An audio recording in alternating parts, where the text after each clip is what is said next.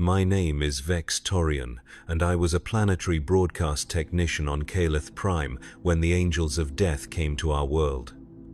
I need you to understand something before I tell you what happened. When the Astartes arrive on your world, they do not come as saviors, they do not come as protectors. They come as instruments of the Emperor's will, and his will is absolute, uncompromising, and utterly without regard for what you might call mercy. The Vox relay station where I worked sat on a plateau 17 kilometers northeast of Caleth's primary hive city. It was a small facility, just 6 permanent staff and a rotating crew of maintenance serfs. Our job was simple: receive astropathic transmissions from the system's edge, amplify them, and broadcast them across the planet's surface. Communications, coordination. The lifeblood of imperial civilization flowing through copper wire and ceramite conduits. For 23 years, I had worked at Station Tertius 7. 23 years of monitoring frequencies, adjusting signal gain, replacing burnt-out Vox units, and filing reports that no one would ever read. It was honest work, necessary work. The kind of work that keeps the Imperium functioning, one small component at a time. The first sign of trouble came on a Tuesday morning, local time. I was alone in the primary control room, running diagnostics on the long-range transmitter array when the emergency priority channel crackled to life. The voice that emerged from the speaker was mechanical, processed through multiple layers of encryption and static scrubbing, but the authority behind it was unmistakable. All civilian broadcasting facilities, priority override Crimson, Imperial Navy Battle Group entering system, prepare for communications blackout, duration unknown, compliance is mandatory. That was it. No explanation, no context, no reassurance that everything would be fine, that the Navy was here to help, that loyal Imperial citizens had nothing to fear. Just a command, cold and absolute. I followed protocol, switched all active transmissions to standby, activated the emergency beacon that would signal our compliance to any Imperial vessels in orbit, locked down the transmitter array and secured all classified materials in the vault beneath the station, standard procedure during military operations, though I had never actually had to implement it before. Then I waited. The sky above Calith Prime began to change 3 hours later. Ships emerged from the warp at the system's edge, their massive forms visible even from the planet's surface as they caught and reflected the light of our star. Not the sleek, predatory shapes of Navy vessels I had expected, but something else, something larger, blockier, more brutal in their design. Astartes battle barges. I recognized them from the propaganda vids and training materials every Imperial citizen was required to study. The Emperor's Angels, his Space Marines, coming to our world. My first thought, Emperor forgive me, was not relief or gratitude, it was fear. You see, when the Astartes come to your world, it means something has gone very, very wrong. They are not dispatched for minor infractions or routine compliance checks. They are unleashed when entire systems hang in the balance, when the very fabric of Imperial authority is threatened, when lesser forces have failed and only the most extreme measures remain. What had we done? What had happened on Calith Prime that required the attention of the Emperor's finest warriors? I activated the station's passive monitoring array and began scanning local frequencies, searching for any clue about what was unfolding. The civilian channels were chaos. Reports of orbital bombardments on the planet's secondary continents, mass arrests in the hive cities, whole districts going dark, their Vox networks suddenly silent. But it was the military frequencies that truly chilled me. Fragments of transmissions, heavily encrypted and mostly incomprehensible, but the emotion behind them was clear enough. Panic, desperation. The kind of fear that comes when trained soldiers realize they are facing something beyond their understanding or ability to combat. Sector 7. 7 compromised. Repeat. Sector 7. 7 is lost. Request immediate extraction. Position overrun.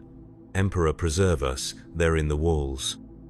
All units fall back to secondary perimeter. Do not, repeat, do not attempt to engage the enemy directly. Enemy. What enemy? Caleth Prime was a loyal imperial world, had been for over 6,000 years. Our tithes were paid on time, our faith was pure, our obedience absolute.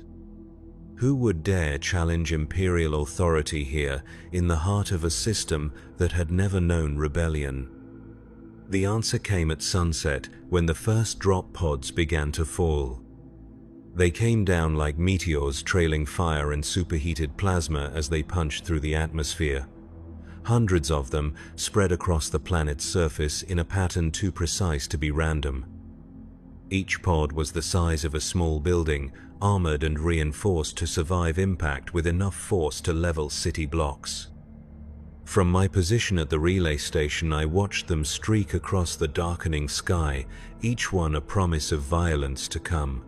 They were beautiful in their way. Perfect instruments of war designed for a single purpose and executed with flawless precision. But there was no comfort in that beauty, no reassurance in that precision. Because I knew what was inside those pods. The angels of death had come to Caleth Prime, and nothing would ever be the same. Night fell, and with it came the sounds of war. Distant explosions echoed across the plateau, their light visible as brief, orange flowers blooming on the horizon. The civilian communications networks went dead one by one, cut off either by enemy action or imperial decree. Even the military frequencies grew quiet, their chatter replaced by an ominous silence that spoke of battles concluded and positions secured. I remained at my post, following the last orders I had received: maintain communications blackout, monitor for further instructions, await clarification from proper authority. But no instructions came, no clarification arrived. The hours passed in tense silence, broken only by the distant thunder of warfare and the occasional crackle of static from the dead comm channels. It was during the deepest part of the night, when even the sounds of battle had faded to whispers, that I heard the footsteps. Heavy, measured, purposeful, the sound of armored boots on metal decking, coming from somewhere beneath the station, the maintenance tunnels perhaps, or the equipment bays on the lower levels. Someone was inside the facility, moving with the confidence of someone who belonged there, who had every right to be there. But I knew that was impossible. The station's security systems would have alerted me to any breach. The access codes were changed weekly, known only to authorized personnel. No one could simply walk into a strategic Imperial communications facility without triggering a dozen different alarms. Unless, of course, they were someone for whom locked doors and security systems were merely minor inconveniences. Someone with the authority to go anywhere, do anything, take whatever actions they deemed necessary in service of the Emperor's will. The footsteps grew closer, up the main stairwell now, approaching the control room where I sat frozen at my console, suddenly acutely aware of how small and fragile I was, how utterly insignificant in the grand scheme of Imperial power and purpose. The door to the control room was heavy ceramite, reinforced and designed to withstand everything from explosions to radiation leaks. It would have taken a team of engineers with specialized equipment hours to breach it properly. It opened with a soft hiss of escaping atmosphere, as if someone had simply pressed the release button. He stood in the doorway for a moment, and in that moment I understood what it meant to look upon a god. Space Marines are not human, not anymore. Whatever they once were, whatever genetic heritage they might have shared with the rest of us, the process of their creation has transformed them into something else entirely, something larger, stronger, more perfect, and more terrible. The warrior who entered my control room stood nearly 3 meters tall, his massive frame encased in power armor that hummed with barely contained energy. The armor itself was a work of art, every plate and joint crafted with a precision that spoke of millennia of technological advancement. But it was also practical, functional, designed for war in its purest, most absolute form. The colors were deep blue and bone white, marked with heraldry I recognized from the teaching vids, ultramarines. The Emperor's finest, the exemplars of what the Astartes could be when they functioned as intended. If any of the Emperor's angels could be trusted to show restraint, to consider the welfare of Imperial citizens in their calculations, it would be them. That thought should have been comforting. It was not. The Space Marine's helmet was a masterwork of intimidation, its lenses glowing with a cold electronic light that seemed to pierce straight through flesh and bone to examine the soul beneath. When he turned his head to look at me, I felt something inside my chest clench tight, as if my heart had forgotten how to beat properly. "Vextorian," he said, and his voice was like distant thunder filtered through a Vox grill. Each word was perfectly pronounced, utterly without emotion, carrying the weight of absolute authority. Planetary broadcast technician, classification 7 Delta Prime, age 47 standard Terran years, service record clean, loyalty rating acceptable. He knew me, not just my name, but my entire history, my classification, my service record. Details that should have been buried in bureaucratic files somewhere in the Hive City's administrative centers. The implications of that knowledge settled over me like a burial shroud. "My lord," I managed to say, though my voice came out as barely more than a whisper. The proper forms of address, drilled into every Imperial citizen from birth. Show respect, show deference. Show absolute, unquestioning obedience to those who serve the Emperor more directly than you ever could. The Space Marine stepped fully into the control room, and I became acutely aware of just how small the space was.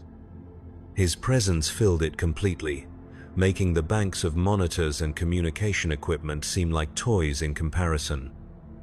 The deck plates groaned under his weight, and I could hear the subtle whir of servo motors adjusting to maintain his balance.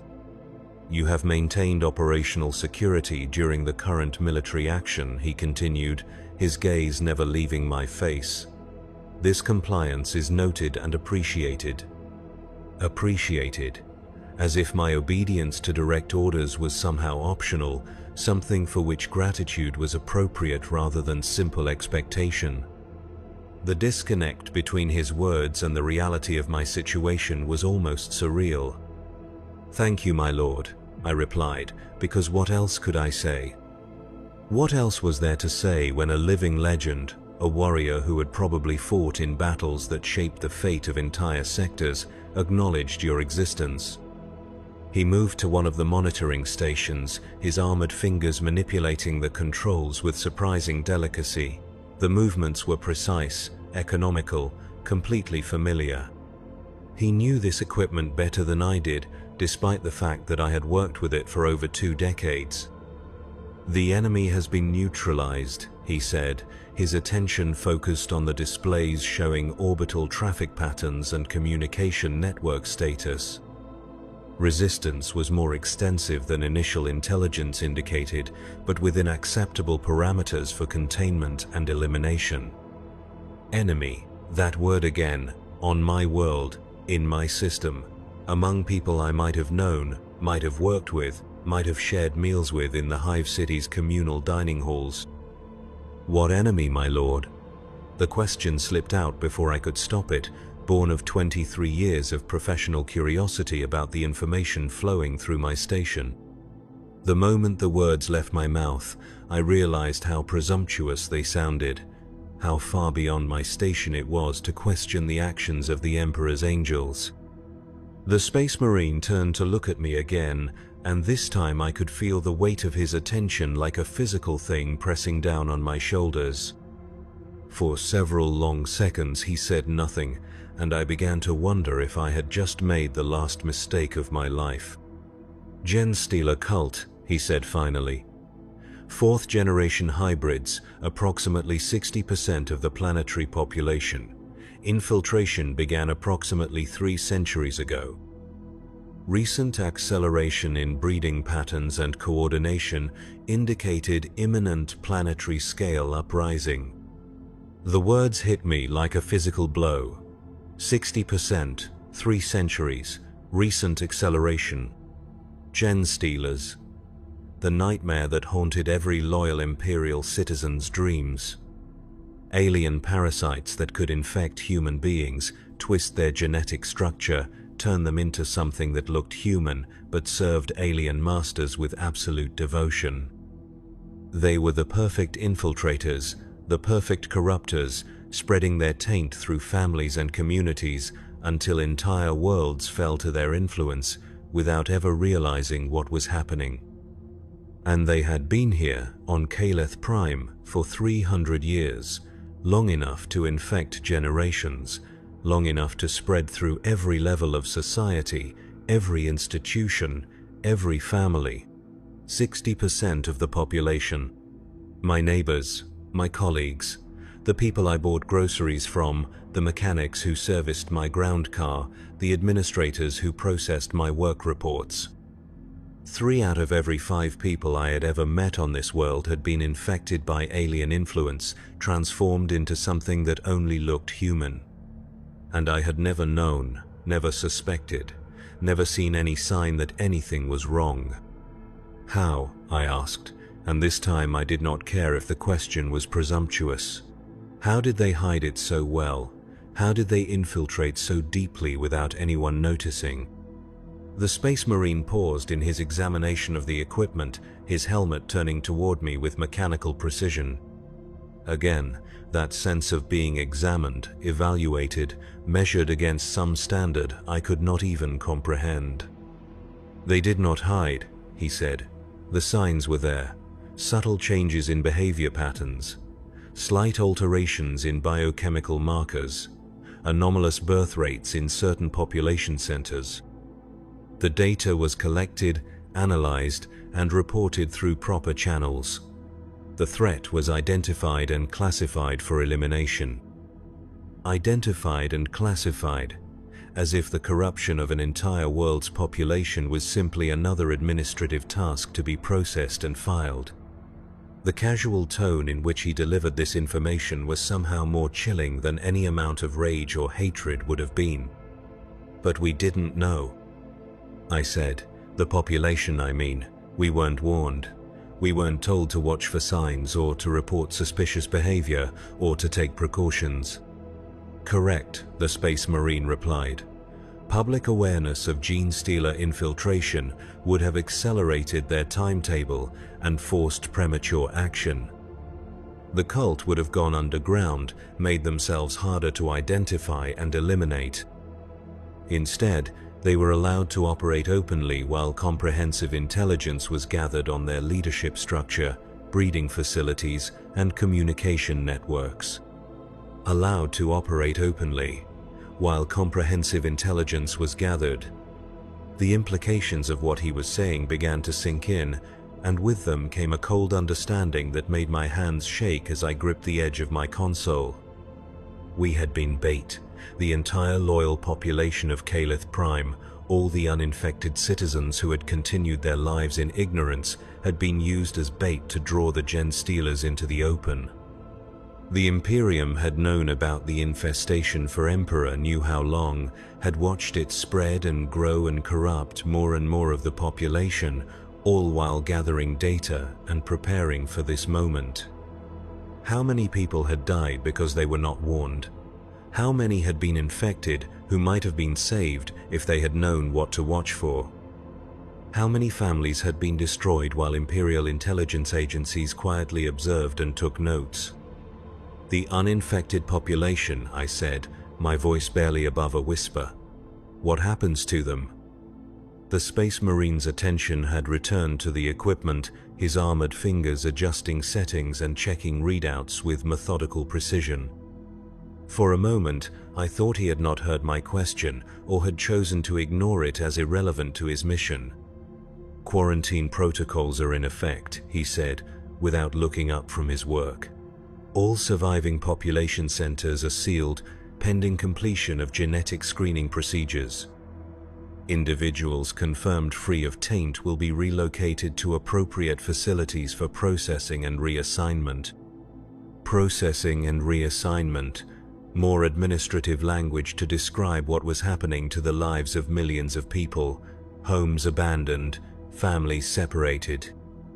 Entire communities uprooted and scattered across the galaxy because they had the misfortune to live on a world where alien parasites had taken root. And that was if they were lucky.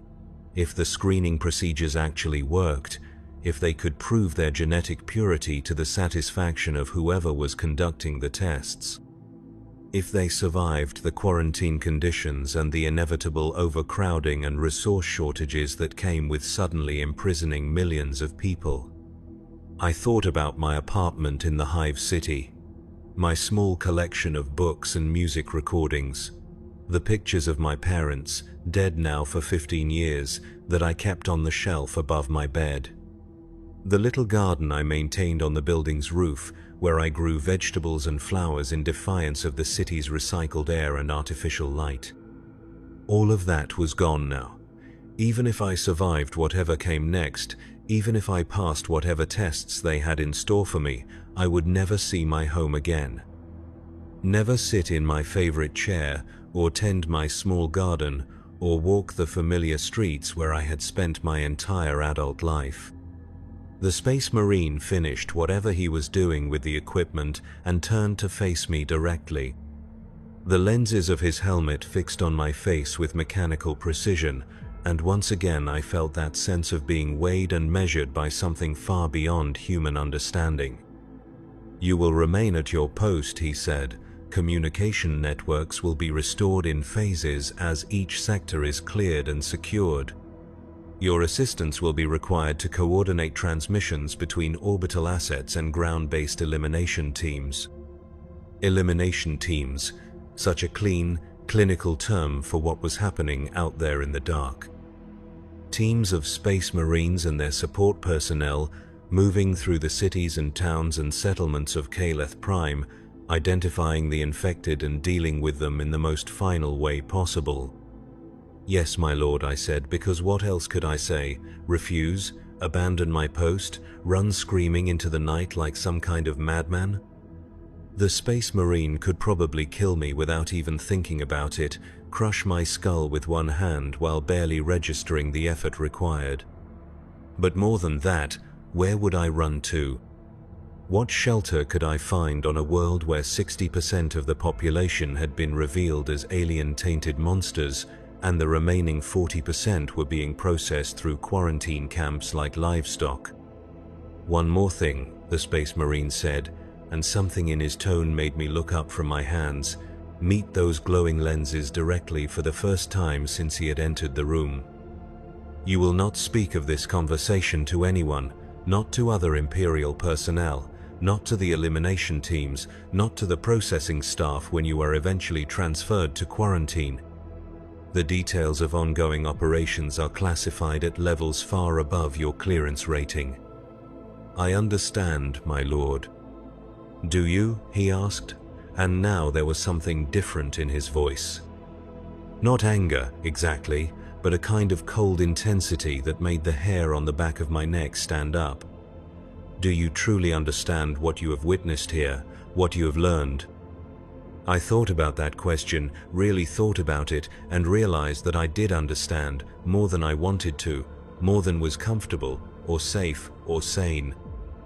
I understood that the Imperium had known about the gene stealer infestation on my world for decades, possibly centuries, and had done nothing to warn the population or prevent its spread. I understood that millions of innocent people had been sacrificed as part of some larger strategic calculation. their lives deemed acceptable losses in service of gathering intelligence and preparing for total elimination of the threat.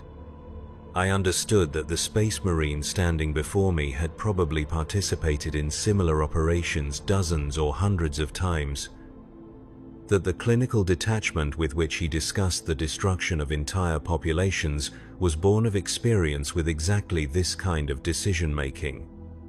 And I understood that from the perspective of the Imperium, of the Emperor's angels, of anyone operating at the level of galactic strategy and species-wide survival, this was the right choice. The only choice. The necessary choice. Because gene stealers were not just an enemy to be defeated, they were a corruption to be purged, a taint that spread through contact and proximity, and the simple act of existing in the same space as unprotected humans. Left unchecked, they would have consumed not just Calith Prime but neighboring systems, entire sectors, potentially vast swaths of Imperial space. Better to sacrifice one world and its population than to lose 100.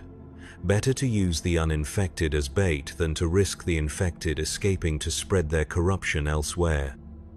Better to destroy everything than to allow even the smallest chance of the taint surviving.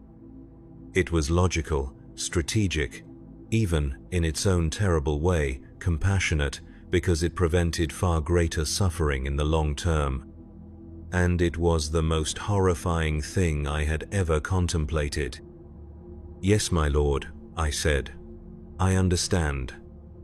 The Space Marine studied me for a few more seconds, those glowing lenses searching my face for any sign of doubt or rebellion or failure to comprehend the full implications of what I had learned. Whatever he saw there must have satisfied him, because he nodded once, a barely perceptible motion of that massive armored head. "Good," he said. "Resume normal operations. Restoration of communication networks will begin in 6 hours. You will receive detailed instructions through secured channels." He turned to leave, moving with the same measured precision that had marked his arrival. But as he reached the doorway, he paused, looking back over his shoulder at where I sat frozen at my console. "Vex Torian," he said, and again my name sounded strange coming from that inhuman voice, processed through vox grills and amplifiers until it barely resembled human speech. "Yes, my lord."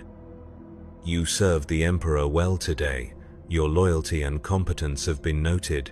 These qualities will be considered favorably during your processing and reassignment." And then he was gone, leaving only the lingering scent of machine oil and ozone and something else I could not identify. Something that might have been death, or might have been the peculiar smell that clung to warriors who had spent their lives dealing it out in the Emperor's name. I sat alone in the control room for a long time after that, staring at the banks of silent equipment and trying to process what had just happened. The Space Marine had spoken to me as if I were a person.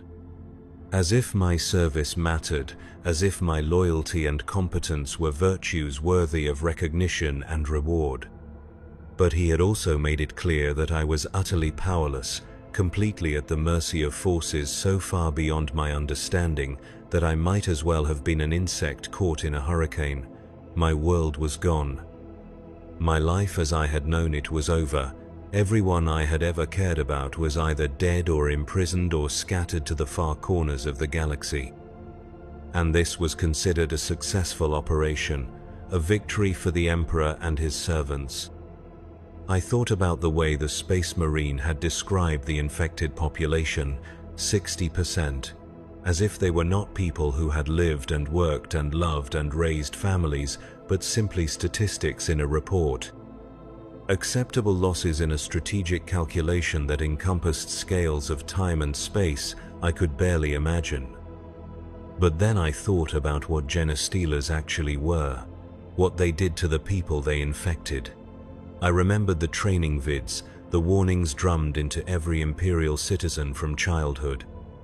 The way the alien taint twisted human genetics, turned loving parents into creatures that would sacrifice their own children to serve alien masters.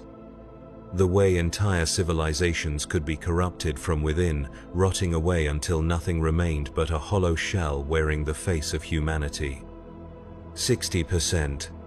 More than half the people on my world had been transformed into something that was no longer recognizably human, no longer capable of loyalty to the Emperor or love for their families or any of the things that made life worth living. They had become weapons in an alien war against everything I held sacred. Did it matter that they had not chosen this fate? Did it matter that they might not even have known what was happening to them as the genetic modifications took hold and rewrote their fundamental nature? Did it matter that some of them had probably fought against the change, struggled to maintain their humanity, even as it was stripped away piece by piece? From the perspective of galactic survival, of species-wide preservation, of loyalty to the Emperor above all other considerations, it did not matter, could not be allowed to matter. Because the alternative was the slow corruption and eventual destruction of everything the Imperium represented. The Space Marine was right. It was the only choice, the necessary choice. But sitting there in that silent control room, surrounded by the tools of my trade and the remnants of my former life, I found myself wishing that I had never learned this truth.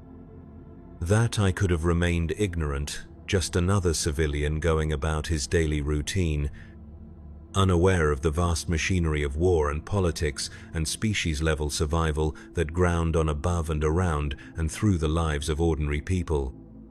Because now I knew what it cost to keep the Imperium functioning, what sacrifices were considered acceptable in service of the greater good, what prices were paid by people who never even knew they were paying them. And I knew that tomorrow I would get up, return to my post, and help coordinate the communications that would make similar operations possible on other worlds, in other systems, wherever the enemies of mankind had taken root and needed to be torn out by the roots. Because that was my duty, my service to the Emperor, my small part in the vast machine that kept humanity alive in a galaxy that wanted nothing more than to devour us all. The Space Marine had called me loyal, had said my competence was noted and would be considered favorably, had treated me for a few brief minutes as if my existence mattered to someone other than myself. It should have been an honor. The recognition of one of the Emperor's angels was something most Imperial citizens could only dream of, a validation that their lives had meaning beyond the simple continuation of biological functions. Instead, it felt like a curse, a burden I would carry for whatever remained of my life, knowing what I knew, seeing the galaxy as it truly was, rather than as I had always believed it to be. But I would carry it, because the alternative was to reject everything I had been taught about duty and loyalty and service. To become something less than human myself, even if the corruption was philosophical rather than genetic. The communication equipment around me hummed with electronic life, waiting for the signal to resume normal operations. In 6 hours, the networks would come back online and I would return to my work. Receiving transmissions, amplifying signals, routing communications across the planet's surface. Helping the Emperor's servants do what needed to be done, no matter the cost in human lives or human innocence. Because that was what it meant to be human in the 41st millennium, to serve, to obey, to accept whatever sacrifices were demanded of you in the name of species survival. And to never, ever forget that there were things in the galaxy so terrible that any price was worth paying to keep them at bay. Even the price of your own world, your own people, your own soul. The hours passed slowly after the Space Marine left. I remained at my post, monitoring the silent frequencies and waiting for the promised signal to resume operations. The control room felt different now, smaller somehow, as if the presence of something so far beyond normal human experience had permanently altered the dimensions of the space. Outside, the sounds of warfare had faded to occasional distant rumbles, like thunder from a storm moving away toward the horizon. But I knew the silence was deceptive. The Space Marines and their elimination teams were still out there, moving through the cities and settlements of Calith Prime with methodical precision, identifying and dealing with the genetically infected population. I tried not to think about what dealing with actually entailed. Tried not to picture the faces of people I had known, wondering which of them had been carrying alien taint without my knowledge. Which of them were now classified as enemies of mankind to be eliminated without hesitation or mercy. But the thoughts came anyway, unbidden and unwelcome. Mrs. Halleck, who ran the small grocery store near my apartment building. She had always been kind to me, remembering my preferences and setting aside particularly good produce when her suppliers delivered quality items. Had there been something inhuman behind her smile? Some subtle sign of genetic corruption that I had been too blind or too naive to recognize? Jorik, the young maintenance tech who had worked at the relay station for 3 years before transferring to a position in the Hive City. He had been eager and competent, quick to learn, and always willing to take on extra duties. Had his enthusiasm been genuine, or had it been the artificial motivation of a creature bred to serve alien masters? The possibilities multiplied in my mind like a cancer, spreading through every memory and relationship until I began to question everything I had ever believed about the people around me. How many conversations had been tainted by alien influence? How many acts of kindness had been carefully calculated manipulations designed to advance some inhuman agenda? The paranoia was corrosive, eating away at the foundations of trust and community that made civilized life possible. But it was also, I realized, exactly what the gene stealers wanted. Fear and suspicion and isolation, breaking down the bonds between human beings until each person stood alone and vulnerable to further corruption. The fact that I could recognize this pattern did not make it any easier to resist.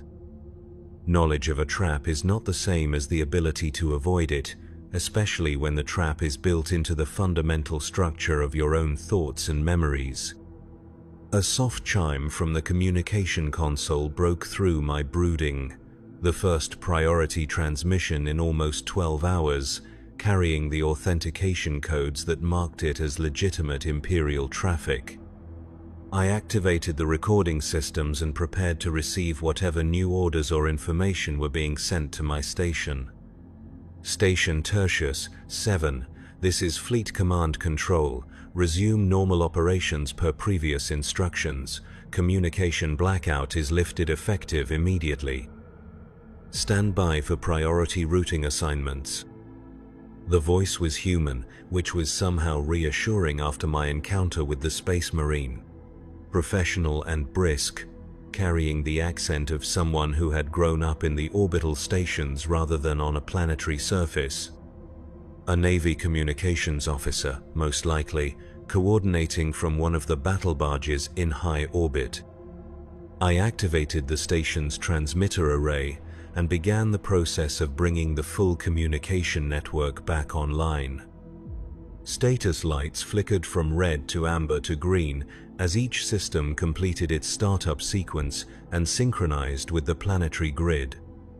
Within minutes, the screens around me were filled with data streams and routing tables and all the familiar indicators of a functioning communications hub.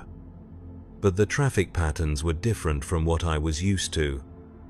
Instead of the normal mix of civilian and commercial and minor administrative transmissions, almost everything flowing through the network was military traffic, tactical reports, resource allocation schedules, personnel transfer orders, the communications of an occupying force rather than the routine business of a functioning planetary government. Because that was what Calith Prime was now, I realized. An occupied world, conquered not by external enemies, but by the revelation that most of its population had never truly been human at all. The familiar structures of local government and commerce and social organization had been swept away, replaced by military administration and emergency protocols designed to deal with the aftermath of planetary-scale contamination. Among the streams of military data, I began to notice patterns that spoke to the scale of what had happened during the night. Medical supply requisitions for quarantine facilities holding hundreds of thousands of detainees. Transportation schedules for moving massive numbers of people from temporary holding areas to more permanent processing centers. Casualty reports that listed numbers so large they seemed more like population statistics than battlefield losses. The elimination phase of the operation had been thorough, devastatingly, horrifyingly thorough.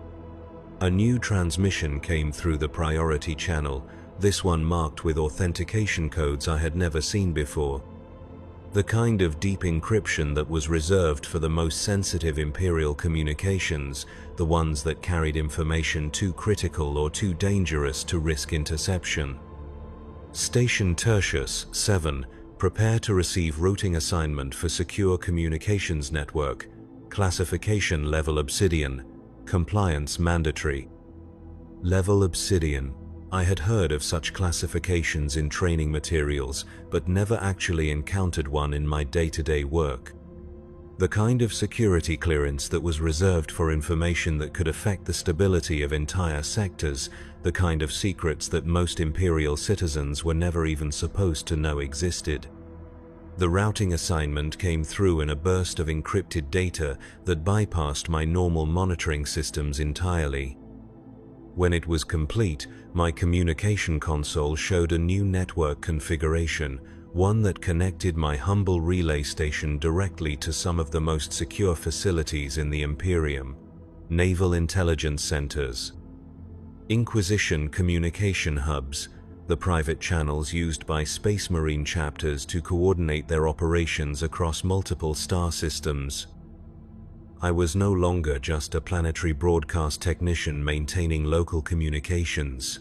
I had been conscripted into the vast network of information and coordination that made Imperium-wide military operations possible. My station was now a node in the system that would help plan and execute similar operations on other worlds, wherever genestealer infestations or other threats to human survival had taken root. The irony was not lost on me. By surviving the purge of my own world, by proving my loyalty and competence to the Space Marine who had evaluated me, I had earned the privilege of helping to inflict similar devastation on other populations. Other worlds. Other ordinary people who had committed no crime beyond the misfortune of living in places where humanity's enemies had established themselves. It was an honor, in the twisted logic of Imperial service. A mark of trust and recognition that my skills were valuable enough to be put to use in the defense of the species. Most citizens lived and died without ever knowing that their existence had meaning beyond their immediate communities. I had been chosen to serve something larger, something that stretched across the galaxy and encompassed the survival of trillions of human souls. The first transmission through the new secure network came less than an hour later. Coordinates for a star system I had never heard of, population data for a world called Xerion Tertius, preliminary intelligence reports indicating possible Xenos infiltration of the planetary government. Just like Calith Prime, just like my world had been before the Angels of Death arrived to cleanse it with fire and blade.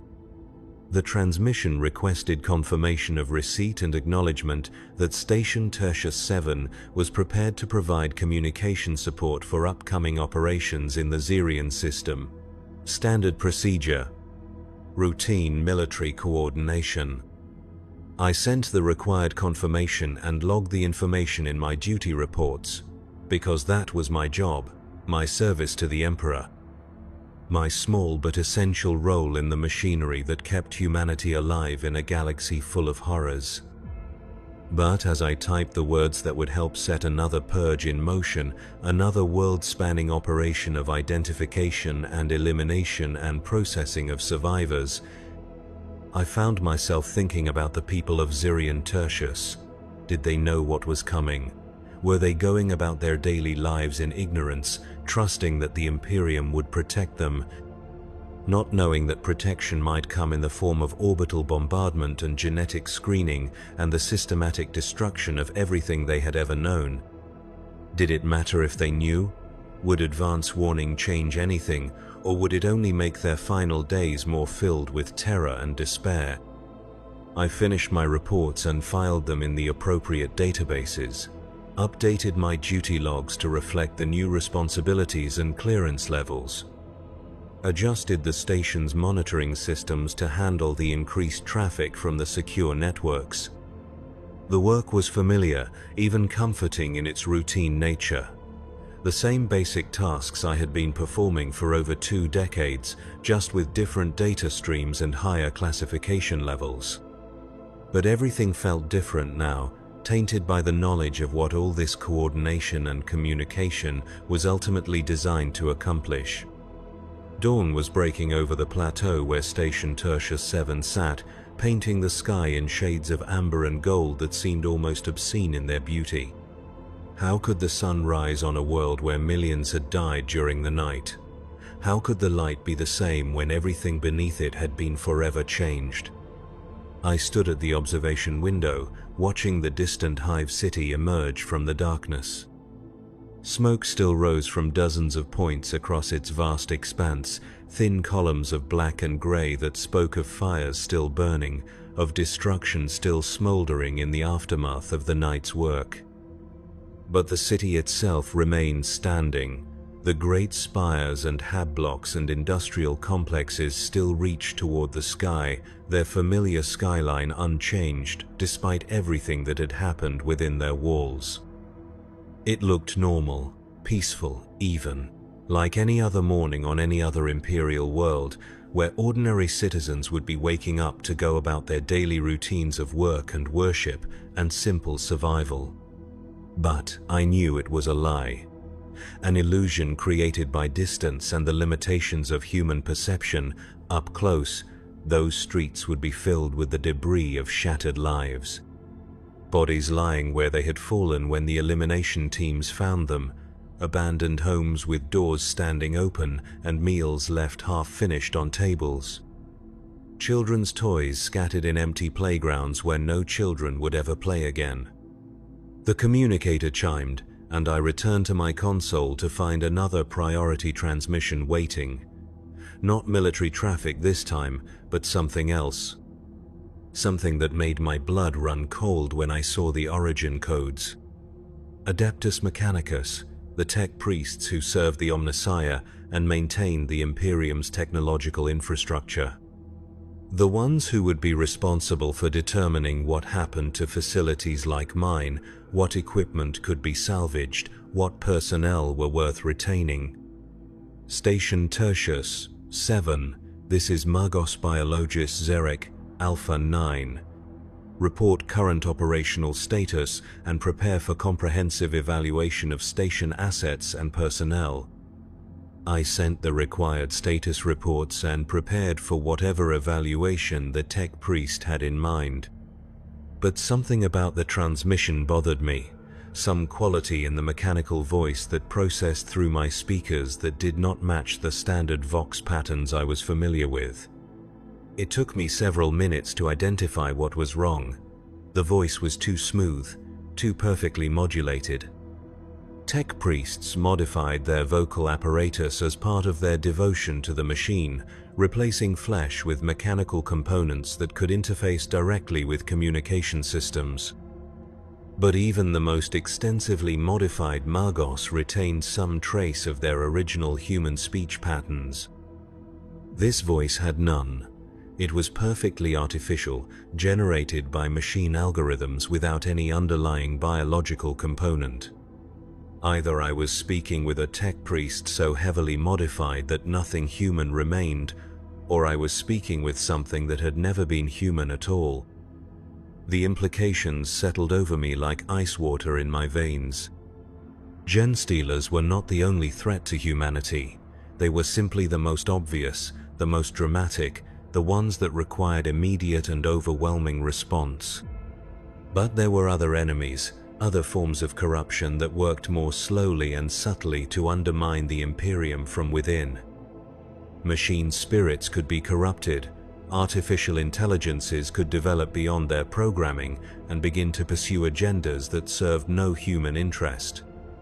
The ancient technologies that kept the Imperium functioning were not immune to the same kinds of taint that affected biological systems. And if the Adeptus Mechanicus itself had been compromised, if the tech priests who maintained our communication networks and transportation systems and weapon platforms had been infiltrated by something inhuman, then the purge of Calith Prime might have been nothing more than the opening move in a much larger game. I completed the requested data transfers and prepared my station for inspection, but my hands were shaking as I worked the controls. How deep did the corruption go? How many of the imperial institutions I had trusted with my life and loyalty had been undermined by enemies that wore human faces and spoke with human voices, but served alien or artificial masters? The evaluation proceeded according to standard protocols: system diagnostics, personnel interviews, equipment inspections. All perfectly normal and routine, the kind of bureaucratic process that kept the Imperium's vast administrative machinery functioning. But I found myself analyzing every interaction, looking for signs of deception or manipulation or inhuman motivation. Was the tech priest's interest in my personal history routine due diligence, or was it something more sinister? Were the questions about my family background and genetic lineage standard security screening, or was something trying to determine whether I carried traits that could be exploited for some alien purpose? The paranoia was exhausting, but I could not make it stop. Every voice that came through my communication systems might be the last human contact I would ever have. Every order I received might be designed to advance the agenda of something that wanted to see humanity destroyed or enslaved or transformed into something unrecognizable. But I followed the orders anyway, transmitted the data, answered the questions, maintained my post and performed my duties with the same competence and loyalty that had earned me recognition from a space marine. Because what else could I do? Refuse to cooperate, abandon my station, run screaming into the wasteland and hope to find some pocket of uncorrupted humanity where I could live out my remaining years in peace? There was nowhere to run, nowhere to hide. The galaxy was full of enemies and dangers and forms of corruption so subtle that they might not be detected until entire civilizations had fallen to their influence. The only safety lay in service to the Emperor, in loyalty to his servants, in faith that somewhere in the vast hierarchy of imperial authority there remained enough uncorrupted human leadership to guide the species through whatever trials awaited. But even that faith was tainted now, poisoned by the knowledge that 60% of my world's population had been alien-influenced without anyone noticing. That the Space Marines who had come to save us had allowed the corruption to spread for decades or centuries while they gathered intelligence. That the Adeptus Mechanicus personnel evaluating my station might themselves be something other than human. Day turned to night, and still the transmissions continued. More worlds identified for investigation, more populations marked for screening or elimination. More ordinary people like myself being swept up in operations they could not understand and could not escape. I processed it all with mechanical efficiency, routing communications and maintaining network integrity and filing reports that would help coordinate the next phase of whatever vast plan was unfolding across the galaxy. My small part in something so large that I could not even begin to comprehend its scope or purpose. But late that night, when the traffic had slowed to routine maintenance transmissions and status updates, I received one final message that made everything else seem insignificant by comparison. It came through the most secure channel available to my station, encrypted with codes that should have been impossible for me to decrypt. But somehow the message appeared on my primary display in clear text, as if the encryption meant nothing, as if whoever had sent it wanted me to understand every word. Vextorian, your service has been exemplary, your loyalty has been noted, your survival has been arranged. But survival is not the same as safety. Remember what you have learned. Remember what you have seen. Remember that the line between salvation and damnation is thinner than you ever imagined. The Emperor protects, but his protection comes in many forms. Some of them are worse than death.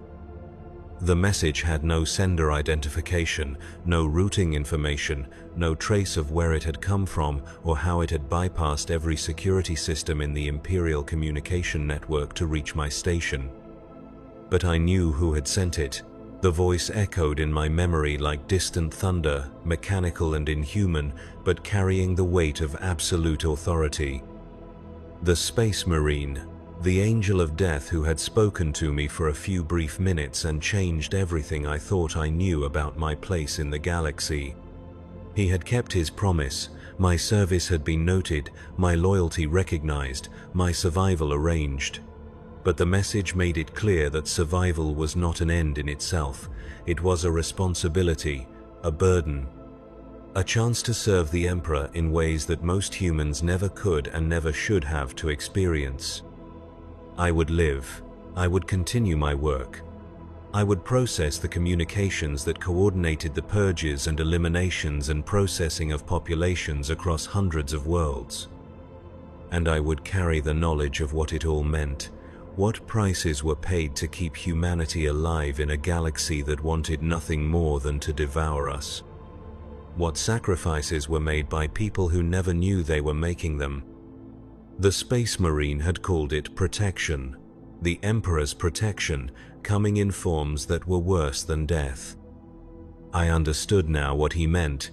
There were things in the galaxy so terrible that any fate was preferable to falling into their grasp. Corruption so subtle that it could spread for centuries without detection. Enemies so patient that they could wait generations for the perfect moment to strike. And the only defense against such threats was eternal vigilance backed by unlimited ruthlessness. The willingness to sacrifice worlds and populations and individual lives whenever the calculus of survival demanded it. I had been spared not because I deserved mercy, but because I could serve a purpose. Because my small skills and knowledge could contribute to the vast machinery of war and surveillance and elimination that kept the human species from extinction. It was an honor, a privilege, a recognition that my existence had meaning beyond my own personal happiness or comfort. But sitting there in that silent control room, surrounded by the tools of my trade and the weight of knowledge I could never share with another human being, I found myself wondering if the Space Marine had been wrong about one thing. Maybe there were fates worse than falling to the galaxy's enemies. Maybe there were forms of corruption more subtle than alien genetic manipulation or machine spirit infiltration.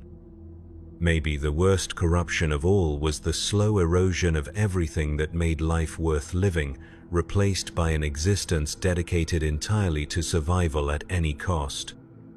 The communicator chimed softly, and another routine transmission began to scroll across my screens.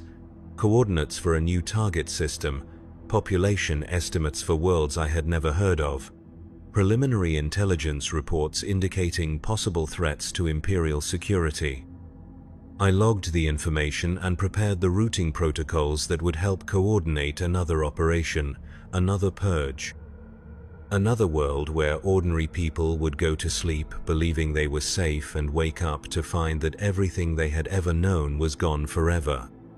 Because that was my job now, my service to the Emperor, my small but essential contribution to the survival of the human species. The Emperor protects, the message had said, but his protection comes in many forms. Some of them are worse than death. Outside my window, the sun was setting over the ruins of Calith Prime, painting the sky in shades of red that looked too much like blood. Tomorrow would bring new transmissions, new operations, new worlds to be cleansed in the name of humanity's survival. and I would process them all with the same mechanical efficiency I had always brought to my work. Because the alternative was to acknowledge that the galaxy was too horrible to bear, that the choices required for survival were too terrible to contemplate, that the price of the Emperor's protection was higher than any sane mind could accept. So I would remain sane by becoming something less than human myself, a component in the vast machine that ground up worlds and lives and souls in service of a future that might never come. The Space Marine had been right about everything. My loyalty had been noted. My survival had been arranged. My service would continue for as long as the Imperium had need of technicians to process the communications that made genocide possible. But as I sat alone in my control room, watching the last light fade from a sky that would never look the same again, I realized that he had also given me a gift more precious than survival. He had shown me the truth, the real cost of the Emperor's protection, the price that ordinary people paid so that the human species could continue its struggle against a galaxy full of enemies. Some of them are worse than death. I keyed in the response codes for the latest batch of operational orders and prepared for another night of routing messages that would help coordinate the elimination of populations I would never meet on worlds I would never see. The Emperor protects.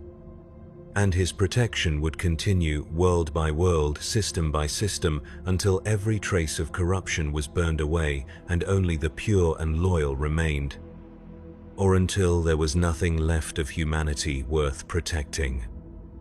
Either way, I would be at my post, processing the communications that made it all possible, carrying the knowledge that no one else could be allowed to share.